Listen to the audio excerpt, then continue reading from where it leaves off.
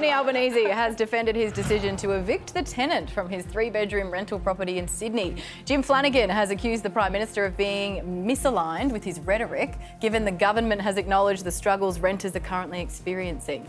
The PM says he's well within his rights to do it, so he can sell the house following his recent engagement. I wish him well. He has been well looked after for a long period of time, but I am entitled to make decisions in my personal life. Jim Flanagan joins us from the rental property in question. Jim, what has the Prime Minister actually done wrong? That's a good question. And look, I've been really clear in everything I've said that officially the PM hasn't done anything wrong in terms of his obligations as a property owner. And I guess that's really the main reason that I've chosen to speak out. So in the current circumstances, I don't have any protections as a renter. He can absolutely, and he's completely within his rights to issue a notice to vacate and provide me with 90 days notice, as he has done.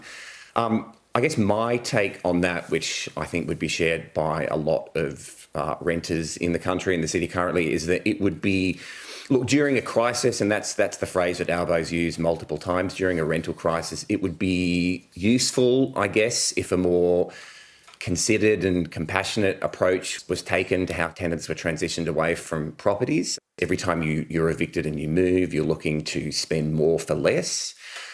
Some kind of greater protection, I think, would be extremely useful to the renters of Sydney and the country. I understand why you'd be frustrated, because, I mean, you speak about you'll need to spend more for less. In your case, that seems to be doubly true, because if the reporting's right, he reduced your rent by about $120 a week during COVID and then didn't increase it after that. He did. Yeah, so that sounds like a pretty good landlord, actually. How was he?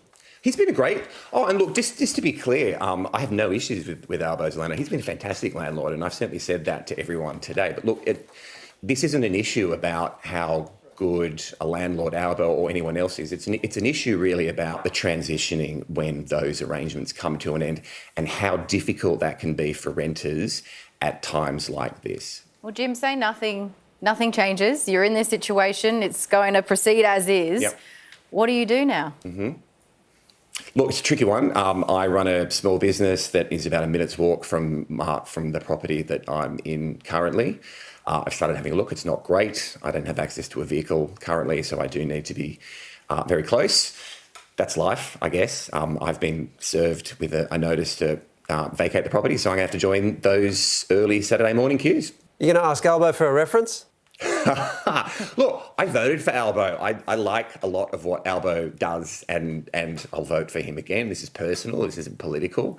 I think I've been a good tenant. I've made a bit of noise right at the end, but it's greedy renters. I reckon if you ask him for a reference right now, he'd have to give it to you. Yeah. Imagine. Albo, if you're listening, I might flick you an email tomorrow morning. No. You don't know mine about it. You look down the barrel and just say, Albo, give me a reference. Albo, give me a reference. There we go. Jim, sounds like that's got to work. Thank you so much for your time and good luck. Cheers. Thanks, folks.